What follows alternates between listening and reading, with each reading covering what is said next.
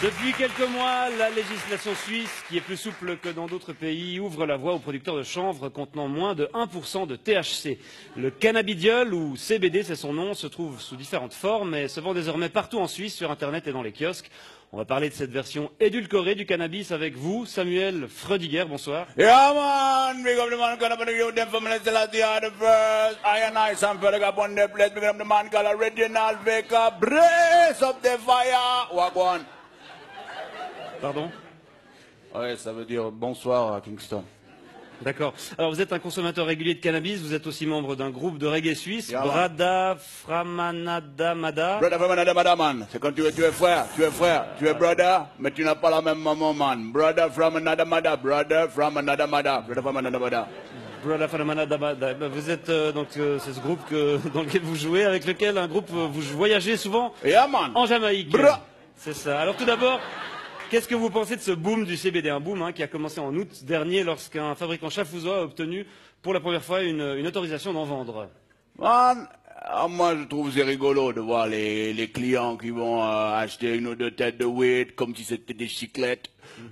Mais il faut dire c'est Baba et c'est Bobo et c'est Babylone. Babylone c'est la société qui est décadente et il les encourage à vendre ces produits qui sèment la panique, man. Ouais, la panique notamment chez les forces de l'ordre qui font face à un nouveau casse-tête. Yeah, man. Les pauvres policiers, man, ils peuvent pas faire la différence entre le CBD et la CNC, man. Là La sensimilia, man. La ganja, la weed, la marijuana, la kaya, man, whatever. D'accord, parce qu'il est vrai qu'en apparence, le cannabis légal ressemble à s'y méprendre à son cousin. Ah, man, les pauvres petits boys des police, man. Ils peuvent pas faire la différence, man. Il faut qu'ils aillent goûter le produit. Alors, imagine, man, le pauvre policier, man. Excusez-moi, vous pouvez me présenter vos papiers à rouler d'identité. Ce sera pas possible, man. Des bails qu'on n'a pas dit l'honneur, Oui. Je rappelle que cette variante du cannabis ne tombe pas sous le coup de la loi fédérale sur le stupéfiant, une loi de 2011, puisqu'elle contient moins de 1% de THC. Bombo clad de fire, bon aguande, man. Il faut savoir qu'on obtient ce tabac en manipulant la plante. Man. En la manipulant. En manipulant la plante. Génétiquement.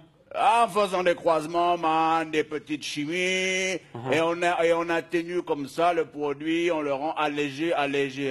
Et aujourd'hui, man, c'est partout comme ça dans la société, man. C'est exactement la même chose comme les sodas sans sucre, les yogourts allégés à la gélatine de porc, ou l'huile d'olive sans olive, man. Ça va pas, man. C'est pas du vrai cannabis, selon Man, vous. non, man, la vraie weed, la vraie ganja.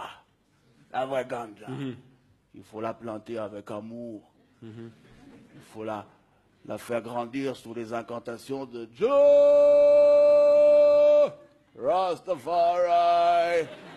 Et ensuite, il faut la récolter, la faire sécher, la fumer pure, sans tabac, man. Comme dans la chanson. Give me the weed, what ganja weed, but I want it, weed. Ah!